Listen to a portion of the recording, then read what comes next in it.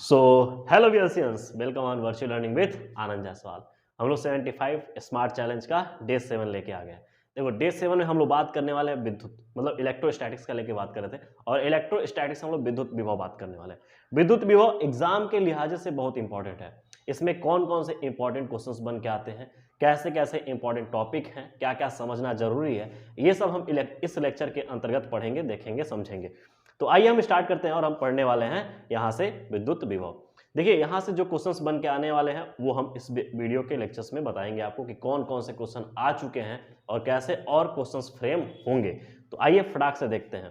तुमने कहा कि विद्युत विभव क्या है। तुमने कहा कि यहाँ पर लिखा गया है कि किसी धन परीक्षण आवेश को, तो किसी भी धन परीक्षण आवेश को अगर टेस्ट चार्ज को अगर अनंत से विद्युत क्षेत्र में किसी भी बिंदु पर लाने में किया गया कार्य तथा परीक्षण आवेश के अनुपात को ही हम लोग क्या कहते हैं, विद्युत विभव।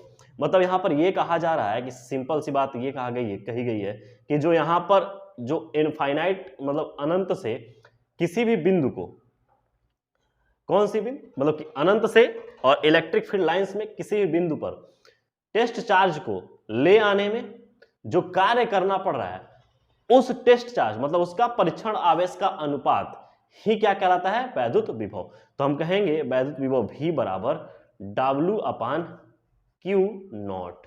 इतनी बात समझ में आ रही है, V is equal to W upon Q naught. अब देखो इसमें हमने यहाँ पर लिखा भी है V is equal to W upon Q naught. हमने कहा देखो यहाँ से अनंत से, यहाँ पर हम बात करें कि ये अनंत से Q नॉट परीक्षण आवेश को हम कहाँ लेके गए, किसी भी बिंदु पर, और कौन से फील्ड में, इलेक्ट्रिक फील्ड में। इलेक्ट्रिक फील्ड के किसी भी बिंदु पर अगर हम परीक्षण आवेश को अनंत से ले जाकर या अनंत से ले जाएं तो कार्य करना पड़ेगा। वह कार्य और उस परीक्षण आवेश के अनुपात को ही हम वैद्युत विभव कहते हैं। यहां पर यूनिट जो होता है वैद्युत विभव का, क्योंकि कार्य का जो मात्रक होता है जूल, और यहां पर जो आवेश है इसका क्या हो जाएगा, कूलाम। तो इस प्रकार जूल पर कूलाम, या हम कह सकते हैं कि इसका दूसरा मात्रक भी आप याद रख सकते हो वोल्ट के रूप में। बीमा याद कर लीजिए, बीमा होता है इसका ml स्क्वायर टी की पावर -3 a की पावर -1।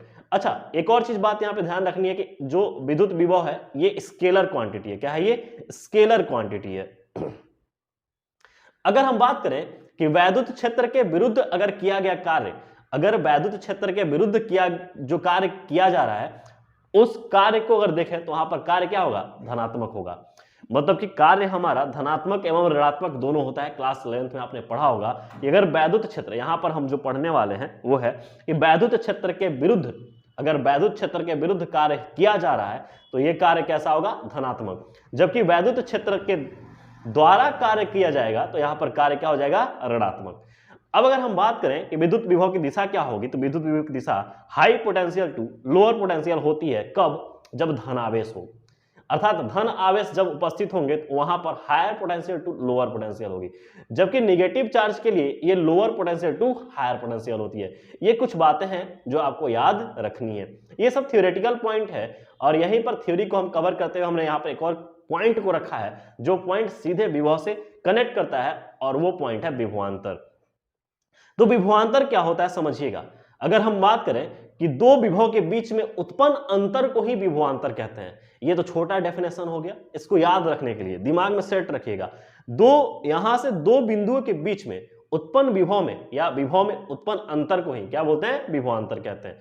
यहां पर दिखा गया है कि वैद्युत क्षेत्र में किसी बिंदु से परीक्षण आवेश को किसी एक बिंदु से दूसरे बिंदु तक ले जाने में किया गया कार्य परीक्षण आवेश के अनुपात को उस बिंदुओं का या उस बिंदुओं के बीच विभवांतर कहते हैं। अगर हम बात करें कि यहां पर ये बी पॉइंट है और इस बी पॉइंट से हम ए पॉइंट तक, बी पॉइंट से ए पॉइंट तक हम आवेश को ले जा रहे हैं, और वो आवेश कौन सा है, परीक्षण आवेश। तो यहां पर एक कार्य करना पड़ता है बाबू, और ये कार्य करने की वजह से यहां पर देखो इन दोनों पॉइंट के बीच में, इन दो बिंदुओं के बीच में एक विभव में अंतर उत्पन्न हो जाएगा, उसी को विभवांतर कहते हैं। अच्छा, एक और चीज ध्यान रखिएगा, जहां पर ले जाते हैं वहां से, उसमें से जहां से गया है उसको माइनस करेंगे। तो VA minus VB is equal to W upon Q naught. W क्या है यहाँ पे, वो कार्य है, और Q नॉट क्या है, परीक्षण आवेश। जो परीक्षण आवेश आप B बिंदु से A बिंदु पर ले गए हैं उसमें जो कार्य करना पड़ा है, तो कार्य और परीक्षण आवेश का अनुपात और इन दोनों बीच में जो इस आवेश को यहां पर ले जाने में जो अंतर उत्पन्न हुआ है, इसी को विभवांतर कहते हैं। क्या मेरी बात समझ में आ रही है? विभवांतर के लिए ये फॉर्मूला आपको याद रखनी है, VA minus VB is equal to W पर Q डॉट। ध्यान रखिए, अगर यहां पर अगर हम कहते A से B पर हम ले जा रहे हैं तो हम इसके लिए लिखते VB माइनस VA बराबर W अपान Q नॉट। ये ध्यान रखिएगा। कोई दिक्कत नहीं है? दिक्कत? ठीक है, चलिए अब हम बात करने वाले हैं कि बिंदु आवेश के कारण विद्युत विभव। देखो, ये बिंदु आवेश के कारण विद्युत विभव एक कैलकुलेशन होता है, लेकिन हमने यहां पे शॉर्ट फॉर्म में रखा है कि अगर शॉर्टली आप समझना चाहें तो हम कह सकते हैं कि अगर यहां पर देखा जाए बिंदु आवेश के कारण विद्युत विभव, तो हम कहें कि एक बिंदु आवेश यहां पर मेरे पास प्लस Q है, और इस पॉइंट पर अगर हम बात करें कि यहां पर विभव हमको इसके वजह से देखना है, तो हम कहेंगे इन दोनों के बीच में, अगर मान लो यहां पर परीक्षण आवेश रख दिया जाए इस पॉइंट पे, तो इस दोनों के बीच में जो लगने वाला बल होगा F बराबर Q naught upon R square. Reason क्या है? ए कहां से? कूलाम के नियम से। अगर हम कहें कि जो कार्य होगा, अगर ये Q नॉट को अगर किसी बिंदु पर ले आया जाए या अनंत से मान लो R दूरी पर प्लस Q से, हम कह सकते हैं कि इस Q नॉट को अनंत से लाया गया है और R दूरी पर रखा गया है प्लस Q के, तो हम कहेंगे W बराबर F इंटू R। तो F ये जो है वो रख दो और R रख दो, एक R से एक R हमने कैंसिल आउट कर दिया, और यहां पर जो कार्य निकल के आया W is equal to Q naught upon R। हमने कहा कि चलो यहां पर जो विभव होगा इस आवेश के कारण, उस विभव के लिए हम कार्य ये रख दें, तो Q naught upon Q naught upon Q not into R। हमने Q नॉट से Q नॉट को कैंसिल आउट कर दिया, तो हमारे पास जो विभव निकल के आया किसी बिंदु आवेश के कारण विद्युत विभव जो निकल के आता है वो क्या आता है? V is equal to KQ upon R। क्योंकि अगर हम इसको खोल कर लिखना चाहें तो हम लिख सकते हैं 1 upon 4 pi epsilon not Q upon R। कोई दिक्कत नहीं? यहाँ पे समझ में आ रही बात? ठीक है। अब देखो यहां पर एक और चीज समझिएगा, अगर कह दें हम कि सतत आवेश वितरण के कारण जो विभव होगा, तो हम कह दें मान लो कि यहां पर सतत आवेश वितरण हो रहा है, तो यहां पर एक विभव अगर लिखें तो V is equal to integrate dV, और dV का मतलब एक छोटा सा विभव हर एक जगह। तो अगर हम कहें कि इस छोटे से विभव के लिए हम कहें इंटीग्रेट कर दिए हैं, इंटीग्रेट करके हमने dV, अगर वहां से हमने देखा कि यहाँ पे हम निकाल चुके हैं, तो यहाँ पर क्या हो जाएगा? K dQ अपान R। ये याद रखिएगा। हालांकि ये स्मार्ट क्लासेस है, स्मार्ट क्लासेस थोड़ी सी चीजों को कंसाइज कर दिया गया है जो लॉन्ग वे है, तो आपने ये सब चीजें पढ़ रखा है, ठीक है। अब हम बात करते हैं वैद्युत द्विध्रुव के कारण विभव। अगर हमको समझना हो कि वैद्युत द्विध्रुव के कारण विभव क्या होगा, तो वैद्युत द्विध्रुव के कारण विभव दो प्रकार से निकाल सकते हैं, एक अक्षीय स्थिति में, दूसरा निरक्षीय स्थिति में। अगर अक्षीय स्थिति में बात की जाए तो अक्षीय स्थिति में देखो यहां से ये हो गया हमारा माइनस Q और इधर हमने रखा प्लस Q, ठीक है। और माइनस Q और प्लस Q के कारण,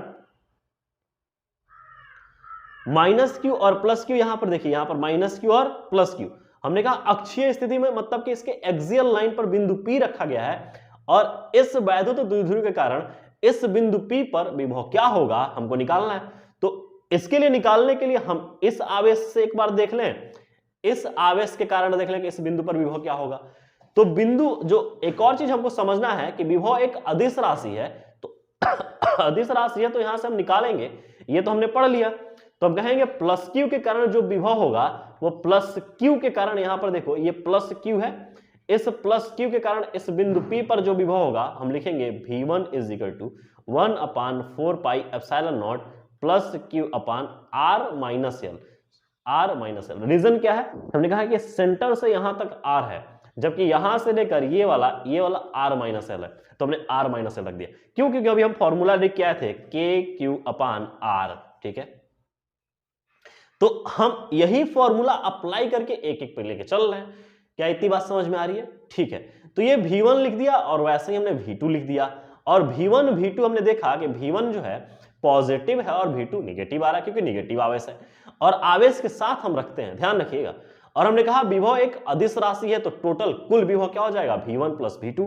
तो जब V1 प्लस V2 करेंगे तो यहाँ पर माइनस की वजह से यहाँ पर हमको जो निकल के आएगा वो रिजल्ट याद करिए, रिजल्ट क्या निकल के आएगा, V is equal to 1/4πε0 P/r²। Direct result याद करो, ठीक है। रिजल्ट इसलिए याद करो क्योंकि डेरिवेशन आपको आता है, डेरिवेशन नहीं आता है तो खोल लीजिएगा। यहाँ पर हमने कहा V1 प्लस V2 और V1 और V2 हमने आपको रख दिया, और यहाँ पर सीधे सीधे आपको रख के आंसर ये लिख देना है, ठीक है, कोई दिक्कत नहीं है। अगर ये बोर्ड में आता है, वैसे ये बोर्ड में आ चुका है, बोर्ड में ये आएगा, और अगर बोर्ड में अगर आता है तो थोड़ा सा एक लाइन और आप मेहनत कर देना, वो वहां पर आपका जो जितने भी नंबर का होगा वो मिल जाएगा। ये तो रहा अच्छी स्थिति में। अब हम लोग बात करने वाले हैं निरक्षीय स्थिति में। निरक्षीय स्थिति में अगर हम बात करें विभव, तो निरक्षीय स्थिति मतलब उसका क्या हो, इक्वेटोरियल लाइन पे। इक्वेटोरियल लाइन, ये तो एक्सियल लाइन पे था, अब ये इक्वेटोरियल लाइन पे। हमने कहा माइनस क्यू आवेश इधर हो गया और प्लस क्यू आवेश इधर रख दिया गया, ये वैद्युत द्विध्रुव है, ठीक है। अब यहां पर देखो, अगर हम बात करें कि ये सब चीजें आपको पढ़ाई गई है, कैसे इसको कंपोनेंट हम तोड़े थे, ये चीज आप देखे होंगे। तो यहां पर देखो, अगर हम बात करें कि इसके वजह से और इसके वजह से ये बिंदु P है, इस P पर हमको विभव ज्ञात करना है। तो हमने कहा प्लस Q के कारण, तो प्लस Q के कारण बाबू जब देखेंगे तो हम फॉर्मूला वही है हमारा, V is equal to KQ/R। हमने फॉर्मूला यही लगाया है और कोई चेंज नहीं किया है, KQ/R। तो क्या यहां पर हमने वही फॉर्मूला लगाया, तो प्लस के लिए हमने लिखा, तो V is equal to 1/4πε0 plus Q/√, चूंकि इधर भी √R² प्लस L² है और इधर भी √R² प्लस L² है, तो हम इसको लिखेंगे तो V is equal to 1/4πε0 Q/√R² plus L², ठीक है। अच्छा, यही V1 के लिए हमने लिखा और यही V2 के लिए भी लिखेंगे, लेकिन परंतु बस एक ही चीज का अंतर होगा, वहां पर प्लस Q आवेश है, यहाँ पर माइनस Q आवेश हो जाएगा। और प्लस Q और माइनस Q आवेश के अंतर में हमने कहा कि अब ये विभव जो है ये अदिश राशि है, तो V is equal to V1 plus V2, और प्लस माइनस माइनस की वजह से ये वाला प्लस और इधर ये माइनस रखा हुआ है, तो इसके वजह से यहाँ पर जो बिंदु P पर विभव निकल के आता है निरक्षीय स्थिति में, ये बढ़कर 0 निकल के आता है, ठीक है। तो इक्वेटोरियल पॉइंट पर जो विभव होता है बिंदु P पर, वो 0 होता है, याद रखिएगा। ये क्वेश्चन आ चुका है और इसको करना आपको पड़ेगा। अब देखो, ये एग्जाम के लिहाजे से बहुत ही इंपॉर्टेंट टॉपिक बन के आता है विभव प्रवणता। विभव प्रवणता क्या होता है समझना पड़ेगा, पोटेंशियल ग्रेडियंट। अगर हम बात करें कि वैद्युत क्षेत्र में दूरी के सापेक्ष, वैद्युत क्षेत्र में दूरी के सापेक्ष विभव में परिवर्तन की दर को, यहां पर विभव में परिवर्तन की दर को हम क्या कहेंगे, विभव प्रवणता कहेंगे।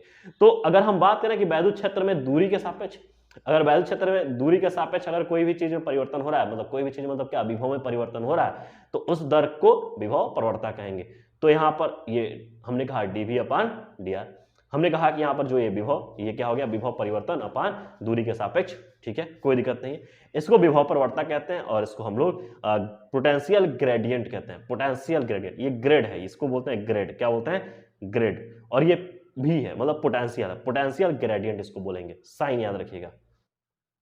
अगर हम बात करें कि वैद्युत क्षेत्र में किसी बिंदु पर वैद्युत क्षेत्र की तीव्रता उस बिंदु पर विभव प्रवणता के ऋणात्मक मान के बराबर होती है, अर्थात अगर आपसे कोई पूछ देगा कि वैद्युत विभव और जो वैद्युत क्षेत्र में क्या संबंध है, तो आप बोलोगे कि वैद्युत क्षेत्र और वैद्युत विभव में संबंध यही है कि अगर वैद्युत क्षेत्र में किसी बिंदु पर वैद्युत क्षेत्र की तीव्रता उस बिंदु पर विभव प्रवणता की ऋणात्मक मान के बराबर होती है, अर्थात कि जहां वैद्युत क्षेत्र की किसी बिंदु पर, एक बार और देख लो, वैद्युत क्षेत्र के किसी बिंदु पर वैद्युत क्षेत्र की तीव्रता, वैद्युत क्षेत्र के किसी बिंदु पर, वैद्युत क्षेत्र पर किसी बिंदु पर, यहाँ पर देखो वैद्युत क्षेत्र अगर है तो इस पे किसी भी बिंदु पर विभव प्रवणता, जो विभव प्रवणता है वो वहां पर उसके ऋणात्मक मान के बराबर होगी। तो हमने लिखा भी है E सदिश is equal to minus dV/dr और R सदिश। एक चीज समझिएगा, यहाँ पर जो है E जो वैद्युत क्षेत्र है, ये जबकि वेक्टर क्वांटिटी है और ये स्केलर क्वांटिटी, सॉरी विभव प्रवणता भी वेक्टर क्वांटिटी होता है, क्योंकि देखो यहाँ पर हमने लिखा, लगाया भी है साइन, विभव प्रवणता, यहाँ पर देखिए विभव प्रवणता हमने लिखा भी है, विभव प्रवणता E इज इक्वल टू, अगर E इज इक्वल टू देखा है तो माइनस ग्रेड V, ठीक है। अब ग्रेड का पूरा मान क्या होता है, तो हमने कहा ग्रेड का मान होता है साई, इसको बोलते हैं, और या पार्शियल डेल बोलते हैं, तो partial del upon del x, और ये आई सदिश है, plus partial del upon del y, क्या हो जाएगा जे कैप प्लस, और ये सदिशीय रूप है, मतलब कि सदिशीय रूप इसलिए क्योंकि हमने बोला कि विभव पड़ता है एक सदिश राशि है, तो हमने कहा कि अगर इसकी मान ये है तो हमने कहा कि सिंपल सी बात है कि जो हमारा अभी हम निकाल के आए हैं कि वैद्युत क्षेत्र और विभव प्रवणता में जो संबंध है वो ऋणात्मक मान के बराबर है, तो ऋणात्मक मान हमने यहाँ रख दिया और यहाँ पर जो भी है आई डायरेक्शन में सब जगह का विभव हमने मल्टीप्लाई कर दिया इससे, तो हमारे पास जो निकल के आता है वो ये समीकरण निकल के आता है, E = partial del V upon partial del x, और यहाँ पर जो होता है i cap minus partial del V upon partial del y, j cap partial del, यहाँ पर हम बात करें V अपान डेल Z के कैप, ठीक है, ध्यान रखिएगा। अब एक छोटा सा टॉपिक आता है, उस टॉपिक का नाम है समविभव पृष्ठ। समविभव पृष्ठ, समविभव पृष्ठ क्या होता है? अगर हम बात करें कि वैद्युत क्षेत्र में खींचा गया वह पृष्ठ, याद रखिएगा वैद्युत क्षेत्र में खींचा गया वह पृष्ठ जिसके प्रत्येक बिंदु पर विभव क्या होता है? समान होता है।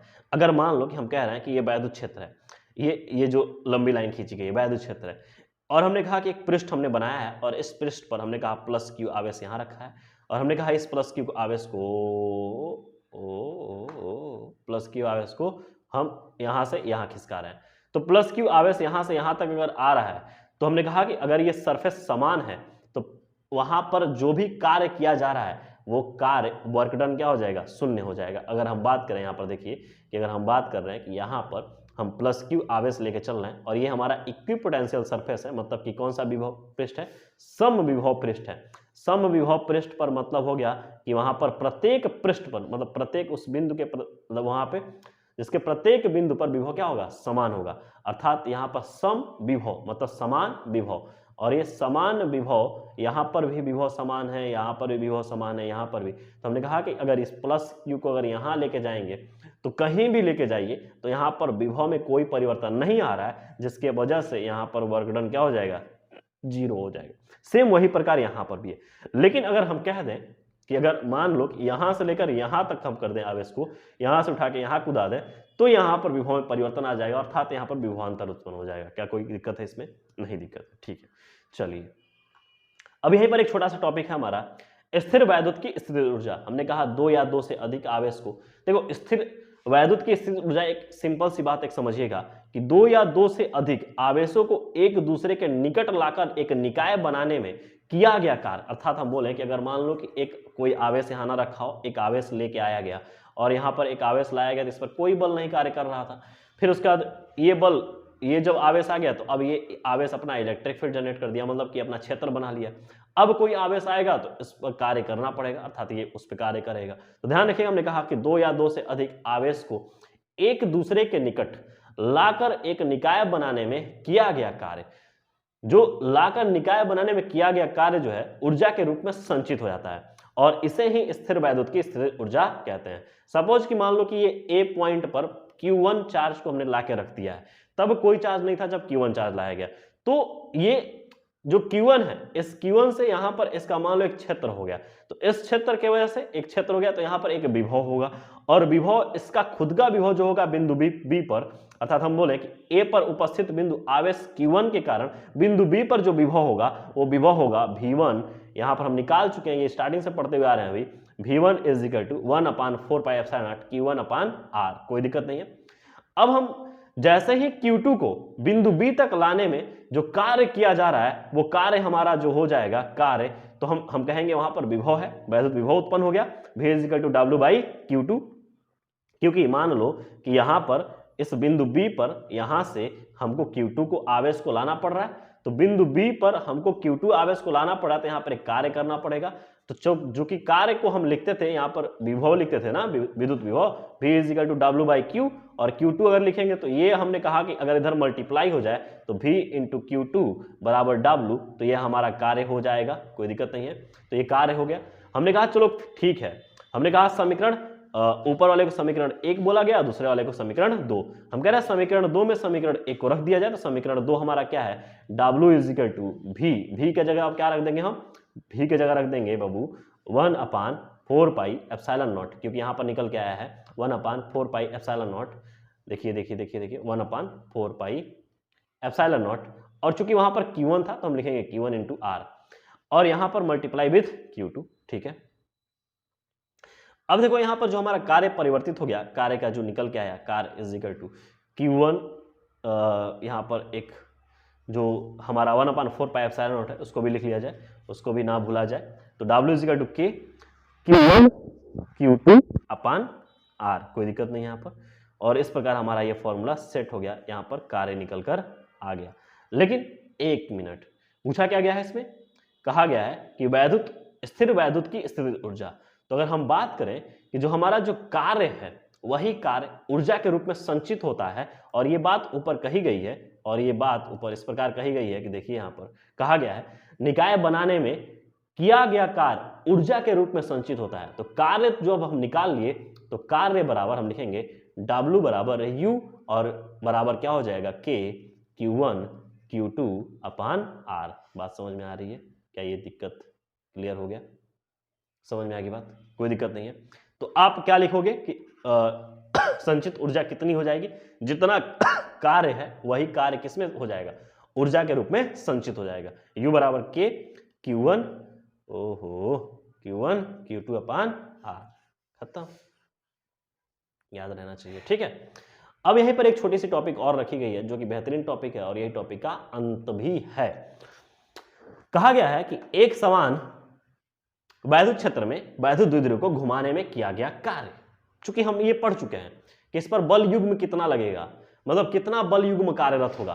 तो बल युग्म जब हम पढ़ लिए हैं तो इसको घुमाया जा रहा है, तो अब घुमाने में कितना कार्य करना पड़ेगा।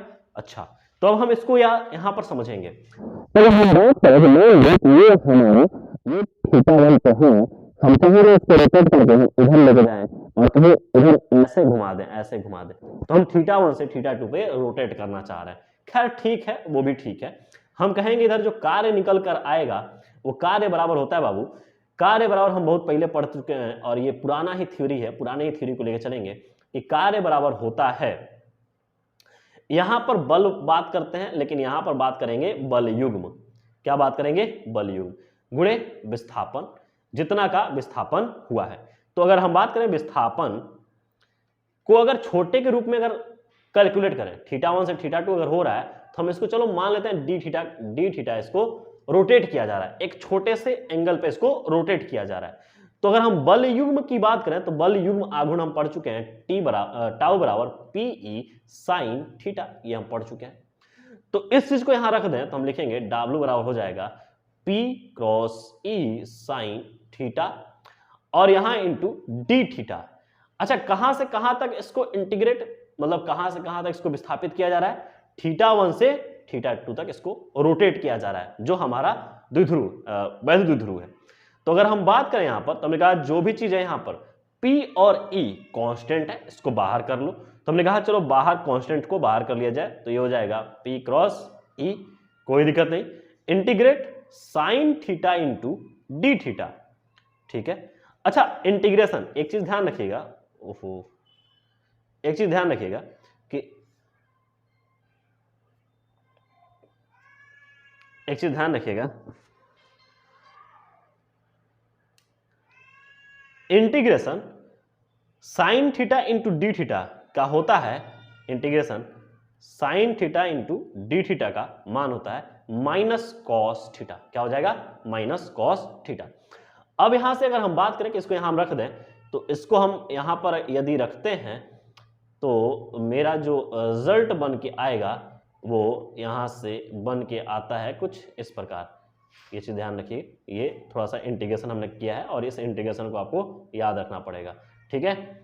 और अब देखो इसको यहां पर हम रख दें तो हो जाएगा W बराबर P क्रॉस E, ठीक है। और यहां पर जो हमारा इंटीग्रेशन हुआ है sine theta into D theta का माइनस कॉस थीटा, और कहां से कहां तक? माइनस कॉस थीटा, कहां से कहां तक? थीटा1 से थीटा2। अब अपर माइनस लोअर करते हैं, तो अपर माइनस लोअर करेंगे बाबू तो ये हो जाएगा हमारा W is equal to PE, W is equal to P। अब यहां पर हम लिखेंगे तो यहां पर माइनस, अब यहां पर लिख देंगे माइनस कॉस थीटा, और यहां पर कॉस थीटा2 माइनस कॉस थीटा1, कॉस थीटा2 माइनस कॉस थीटा1, कोई दिक्कत नहीं है। अब इसको अगर हम बात करें तो यहां पर ये इसको हम पलट भी सकते हैं, तो पलट के हमारा रिजल्ट जो बन के आएगा वो रिजल्ट हमारा हो जाएगा, सीधे सीधे हम रिजल्ट को रख सकते हैं कि यहां पर हम डायरेक्टली रख सकते हैं W बराबर, इसको पलट दो पूरी कहानी, तो W बराबर यहां पर आप लिख दोगे, सीधे सीधे लिख देना W बराबर जो हमारा कार्य होगा, इसको रोटेट करने में जो कार्य आएगा हमारा, वो कार्य होगा बाबू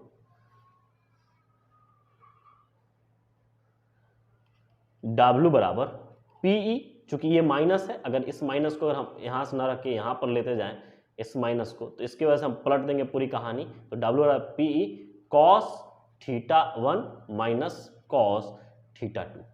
अब यहां से जो हमारा निकल के आ गया वो निकल के आ गया कि इस वैद्युत द्विध्रुव को घुमाने में कितना कार्य करना पड़ेगा। अर्थात अब एक और चीज समझिएगा कि जो हमारा कार्य है वो कार्य हमारा क्या हो जाएगा, ऊर्जा के रूप में संचित हो जाएगा। तो यहां पर अगर हम U बात करें, पोटेंशियल एनर्जी, स्थित ऊर्जा, U is equal to PE, बाकी सब वही चीजें, cos θ1 माइनस cos θ2। क्या कोई दिक्कत है?